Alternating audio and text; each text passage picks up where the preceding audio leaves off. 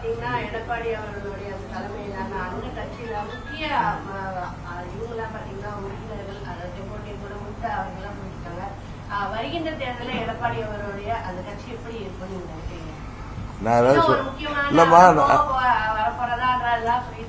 அதெல்லாம் எனக்கு தெரியாது யார் வர போறாங்க போக போறாங்கன்னு. நான் ஏதாவது பதில் சொன்னா அது ரொம்ப பாதிக்குதுன்னு சில பேருக்கு அங்க தலையெல்லாம் போட்டு சொரிஞ்சுக்கிட்டு என்ன இன்னும் விட்டா இன்னும் கொஞ்ச நாள் விட்டா அன்பார்லிமெண்ட்ரியாலாம் பேச ஆரம்பிச்சிருவாங்கன்னு நினைக்கிறேன். ஏன்னா நான் பேசுறது உண்மையை சொல்றேன். அவர்களுக்கு அது உண்மையை சொல்றப்ப ரொம்ப கசக்குது. இன்னொரு கட்சியை வான்னு ரோட்ல நின்று கூப்பாடு போட்டாங்க. இன்றைக்கு பாத்தீங்கன்னா ஒவ்வொருத்தரும் ஆரம்பிச்சிட்டாங்க. யாருக்கு? தாவேக்காவுக்கு எதிராக வரல என்னதும் இன்றைக்கு சீச்சி இந்த பழம் புளிக்குன்னு ஒருத்தரும் அன்னைக்கு கூவி என்ன பிரகாசமா பழனிசாமி பேசினார். அங்க 2 கோடியை இவங்க கையில ஆளுங்க வந்து என்ன சவுண்டு கொடுத்தாரு.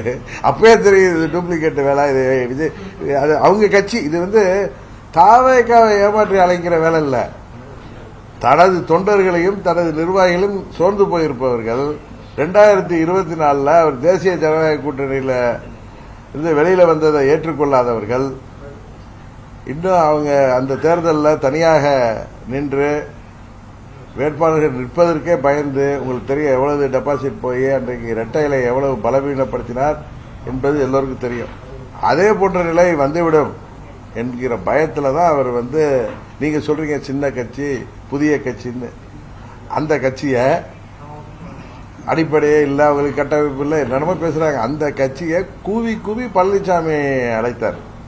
அவரை சேர்ந்தவர்களும் தம்பி மதுரை தம்பி வந்து அப்படியே விஜய்க்காக நின்று அப்படியே எப்படியெல்லாம் பேசுனாங்க. நான் அன்னைக்கே சொன்னேன் கரூர்ல கடுமையான ஒரு கொடுமையான துக்க நிகழ்வு நடந்திருக்கு. இந்த நேரத்தில் துக்க வீட்டில் போய் நீங்க போய் துக்க நேரத்தில் பேசுறீங்களா? எரியிற வீட்டில் இருக்கிற ஊர்கள் எல்லாம் சொல்லுவாங்க சுருட்டுக்கு நெருப்பு கேட்ட மாதிரி பேசுறீங்களே. கூட்டணிக்கு வர்றதை பேசுறதுக்கெல்லாம் நேரமாகுதுன்னு கேட்டேன். இன்றைக்கு விஜய் வரல ஒவ்வொருத்தரா வெளில வந்திருக்காங்க. KP முனுசாமி ஆரம்பிச்சாரு. அடுத்தது அண்ணன் நத்தம் விஸ்வநாதன் ஏதோ பேசுறாரு.